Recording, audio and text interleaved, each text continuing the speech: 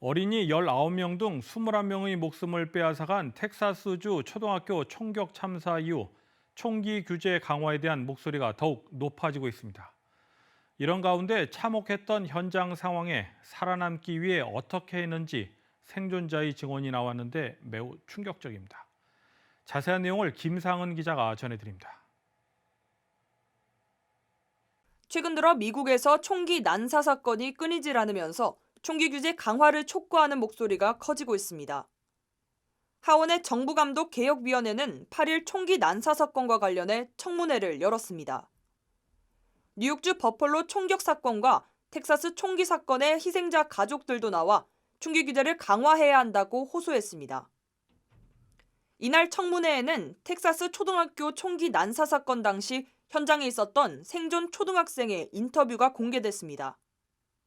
We were just watching a movie, and then she got an email, and then she went to go lock the door, and he was in the hallway, and they made eye contact, and then she went back in the room and she told us go hide, and then we went to go hide behind my teacher's desk and behind the backpacks, and then he shot the little window, and then he went to the other classroom, and then he went, there's a door between our classrooms, and he went to there and shot my teacher and told my teacher goodnight and shot her in the head. And then he shot some of my classmates and the whiteboard.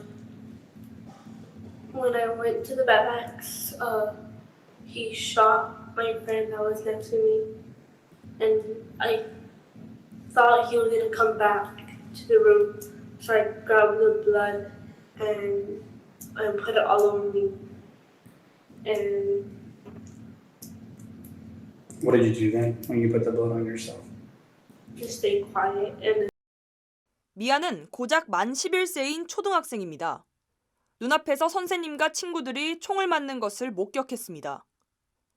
미아의 아버지 미구엘 서릴로 씨는 청문회에 직접 참여해 딸을 잃을 뻔했다며 변화가 반드시 필요하다고 연신 눈물을 흘리며 호소했습니다. 텍사스 유벨디 롭 초등학교에서 발생한 난사 사건으로 10살 딸 렉시를 잃은 킴벌리 루비오 씨는 당시 딸을 찾으러 학교로 향하던 일을 생생하게 전했습니다. 루비오 씨는 자녀 가운데 렉시와 줄리언을 롭 초등학교에 보내고 있었는데 사건 당일 줄리언의 안전을 확인한 뒤 렉시를 찾기 위해 1시간 반 거리의 병원을 찾았다가 교통체증 때문에 뛰어서 학교로 왔다고 증언했습니다. 루비오 씨는 당시 신고 있던 샌들을 들고 맨발로 1마일을 뛰어서 학교로 왔다고 언급해 청문회 참석자들의 논시울을 붉게 만들었습니다. 잇따른 총기 난사 사건으로 미 전역에서 총기 규제를 강화해야 한다고 외치고 있지만 여전히 공화당의 반대로 법원 통과까지 순탄하지 않을 것으로 보입니다. KT 뉴스 김상은입니다.